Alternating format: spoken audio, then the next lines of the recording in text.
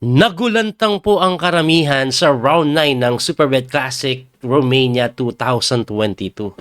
Si Fabiano Caruana na leading throughout the tournament hanggang round 8. Actually, pagdating ng round 9, 0.5 ahead siya sa mga bumubuntot. Natalo po kay Anish Giri. Grabe yung ginawa ni Anish Giri sa kanya.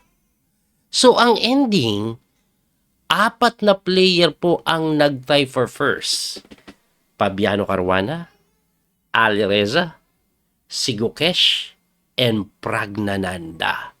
4 sila. Ang mangyayari po dyan, ita-tiebreak yan. Magra-round robin sila kung sino may pinakamataas na score. Siya ang champion. Ano ang nangyari? Aba, eto po matindi.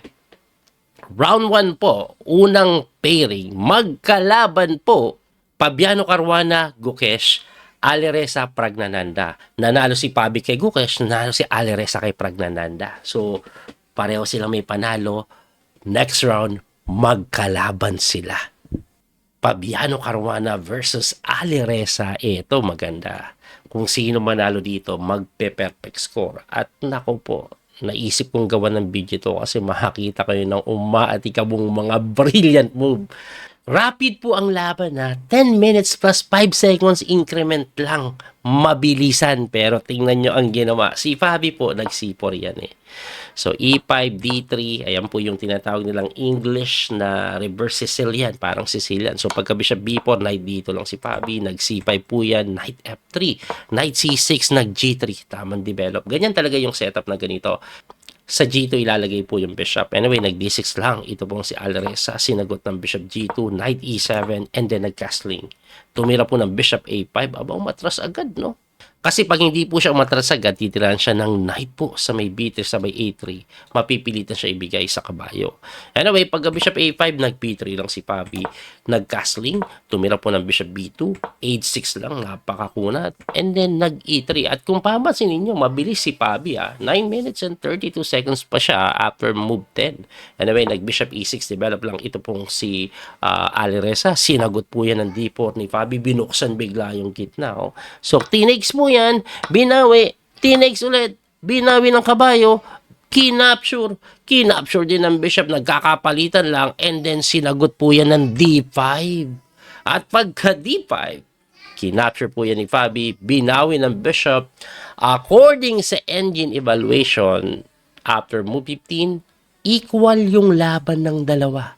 Equal lang daw po, pero tingnan nyo yung ginawa dito ni Fabi. Nag-knight lang po siya sa may E4. Question mark. Bakit question mark? Aba, ang pinapatira po instead of knight E4, queen G4 daw eh. Pero bakit question mark yung knight E4? Kasi may tirada daw po na F5. May tirada daw po na F5. Ngayon, pagka F5, medyo maaalangan daw po yan eh. So, pag bumalik ka kasi dito, may capture doon. So, ang mangyayari daw, pasado ka mag-B4. Something like that, no? Anyway, ang tinira po dito ni Ali Reza, hindi F5. Ang tinira niya, Knight C6. Na question mark. At ako'y nagtaka po dyan, bakit question mark talaga yan? Kasi pagka Knight C6 daw, tagilid na. And iniisip ko, paano tumagilid yan? Napakaganda ng tira, inaatake yung bishop. Pag umatras ka, kahit simplihan ka ng palit-palit, equal pa rin yan eh. Paano naging tagilid yan? Tagilid po yan kasi may ganito. Tingnan nyo pong mabuti ha. Fabiano Caruana, bishop F6, brilliant si move. Hanep na yan, pinakain lang po. Pinakain lang at yan po ay persadong kainin. Ngayon, bago ko po ipakita yung linya o yung nangyayari na kinapture yan, ano mangyayari pag pumunta dito? Pag pumunta dyan, may knight C5 eh, hitting the queen, madadali po yung bishop. Ganun yung pwede mangyari. Kaya ang tinira po niyan, kinapture na nga. Ngayon, anong mangyayari ngayon? Kinapture, one piece down yan. Eto, another brilliant move. Talagang matindi si Fabi. Queen takes D5. Queen naman ang sinacrifice. Pag tinikman mo pala kasi yan, may knight takes F6, mababawi. Condition si Fabiano Caruana. Anyway, hindi kinain niya kasi talo agad sa endgame yun eh. Pawn down agad eh. Kaya nag-queen E7 na sinagot ng rook C8 or rook C1. Nag-rook D8 po. Tumakbo lang po. Queen F5. King G7. And then ito pong si Fabiano Caruana. Nakakadalawang brilliancy na, di ba? Sabi niya, ay, dagdagan pa natin yan.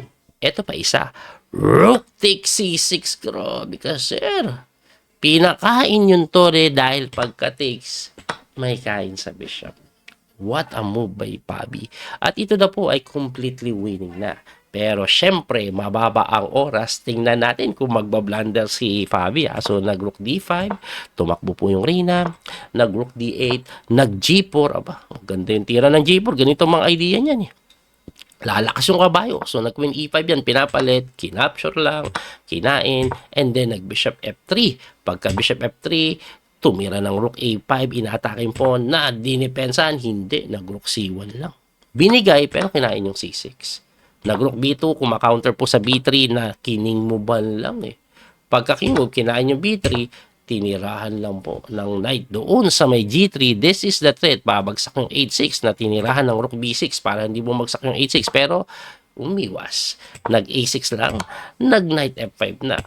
Tumakbo yung king, tinirahan ng rook A7. Tumira po ng rook F6 at kung titingnan nyo yung oras sila, 21 seconds na lang si Fabi. 20 seconds.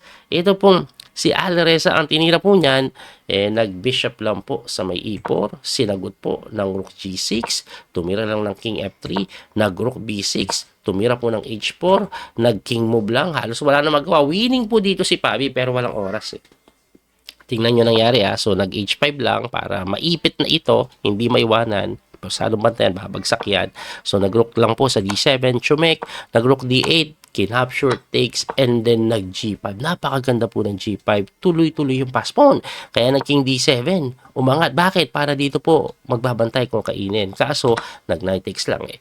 Pagka knight takes, nag-king move, nag-bishop, tumakbo, nag-knight na naman, tulak ng pawn, and then dito po, nagtulak din ng pawn, tumulak ng pawn, nagtulak na naman ng pawn, rook B8 at lahat ng tira nakikita ni Fabi. Good move! Yun nga lang, pagka rook B8, medyo nagkamali si Fabi. 18 seconds na lang siya eh. Completely winning na, kainin mo lang ito eh. Ayan, madali na to, may threat ka pang gano'n. No? Tapos may password pa rin all the time. Pero pinili niya po yung knight F6 na medyo mali daw. Ang nakita po kasi niya dyan, akala niya panalo na pagkatira nito. Kaso naka-rook H8 pa eh. Tamang depensa. So, ang nangyari, bishop B1, A3, at dahil doon, nahirapan pa po sa pass pawn dito. So, nag-king move lang po, kinapture yung pawn, gumanon, nag-check, gumanon, pabalik-balik, ayan. So, syempre, magta-try si Fabi. Lamang pa rin siya, kaso mas mahirap na to, kasi may depensa na. So, ang ginawa po, nag-bishop po sa A7 or A2, nag-rook B8, nagtulak ng pawn, nag-rook lang po doon, na medyo mali daw, kasi may knight move daw po sa H5. Pakita ko lang ano mangyayari. Ibibigay mo yung pawn, pero pagka bishop takes F7, tuloy-tuloy, hindi madepensahan. Diba? Yun daw po yung gagawin. Ibalik natin ang tinira kasi nag-king move. Bumalik yung king na mali kasi may rook C2. Pagka rook C2, bishop takes F7, sinacrifice na hindi kinapture kasi pag tinake siya magpo-promote kaya tinulak yung pawn, takes, capture, and ito daw po ay drawish pa. Drawish pa. Naku po, na naman si Fabi. Laging winning, tapos nagkakamali pa. Tingnan natin kung ano mangyayari. Drawish na po ito. So, ang ginawa po niyan, king move, rook check. Ayan po ang nangyari. Sinusundan lang po ng check. Ayan. So, yung knight po, pag gumalaw, babagsak to. So, eto lang daw po yung setup na gagawin mo eh. Pagkatira po ng F4, ang pinakagagawin mo lang daw, king H8. Ayan, parang lamang siya, pero ang mangyayari po kasi, hindi makagalaw ito, babagsak to, no? Ngayon, pag lumapit yung king, maintain ka lang daw po dito sa 6th rank. Maintain ka lang. Hindi pa rin makagalaw yan. Pag pumunta dito, tatarin mo lang. Tatarin mo lang ng check. Walang mangyayari dyan. Kahit magpabalik-balik ka, grabe tong endgame na to, no? Kahit magpabalik-balik ka dyan, ayan, no? Bantay ka lang ulit dito. Ngayon, hindi makagalaw yung knight, di ba? Dahil babagsak to. Didikitan mo. Pag dinikitan, may sacrifice. Stalemate. So, yun daw po ang way ng pantabla. Anyway, hindi nakita yun eh. So, nag-rook A6, tumakbo yung king, nagtakbuhan yung king. Ayan, dito magta-try. Una, akala ko ang itatry niya ganito. Ganito. Pero pagka-capture kasi, tulak ka, halos tabla pa rin yun kasi didikitan ka eh. Hindi mo may tulak dahil may sacrifice doon, kain lang. Ganun mangyayari. Kaya, sabi ni Fabi, mali. Balik ako doon. Ayan. So, bumalik doon. Kaso, pagkabalik dito, hindi pa rin kasi nagkiking move eh. Since hindi siya nagki-king move, ang ginawa ni Pabi dito, nag-knight d7 na. No winning pala yan. Bakit? Persado mo kainin yung pawn, di ba? Eh kaso may f6 na tumataginting. Anong threat? Boom, boom. Hindi madipensahan. Ang only way mo na nga lang daw dito, pwede ka siguro mag-king g8 para bantayan yung tula. Kaso pagka g6, wala ka pa rin. Ni-sizer pa rin, no? So, ang ginawa na nga lang yan, kasi nga may g6, ginanon. Nakalimutan niya, may f7. Ngayon, pagka rook f5, eto, very tricky. Nag-promote. Pagka-promote, rook takes g5. Aba, matindi. Kasi nga naman, pag kinapture mo yan, stalemate pa. Walang oras. Malay mo, biglang kainin. Kaso alam ni Pabi yan. Nag-king move lang Pagka-check doon, kining mo ban ulit at nag-resign na. Bakit po siya nag-resign? Kasi pag chumek ka ulit dito, huling check mo na yan. Pagka king f4, kahit saan ka chumek, kakainin po yan dito ng Reyna. Pag dito naman king, hindi na po stalemate. At dahil doon, 2-0 si Pabi at hindi pa nakontento. Yung sunod na round, pragnanan na kalaban, durog na naman. In-endgame na naman. Grabe si Pabi, 3 out of 3 sa playoff. Champion pa rin. Pinasarap lang ang tinde, no? Anyway, ipakita ko po yung final standing, no? Para po sa mga nagtatanong. Ito po. So, yan po yung pinaka-final standing na top 4 sila. Pero, yun na, champion si Fabiano Caruana sa tiebreak. Tapos, ayan na, sumusunod po si MBL, si Nepo, and then Anish Giri. Nakahabol si Anish, nalagpasan pa si Wesley. No? Si Noderbeck at Wesley ang medyo nangaluntoy at ganoon din si Daniel Bogdandiak. Dapat nakahabol din si Wesley kung tinalo niya si Noderbeck, winning na. Anyway, sana po nag-enjoy kayo at may natutunan sa video na to. Muli ito po yung Coach PD Master Daniel Causo. Parating na po ang Superbet Croatia Rapid and Blitz together with Wesley So, Magnus at iba pa. Abangan po natin yon.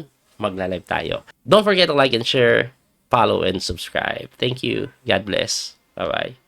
That little mouse, 'cause I'm an albatross.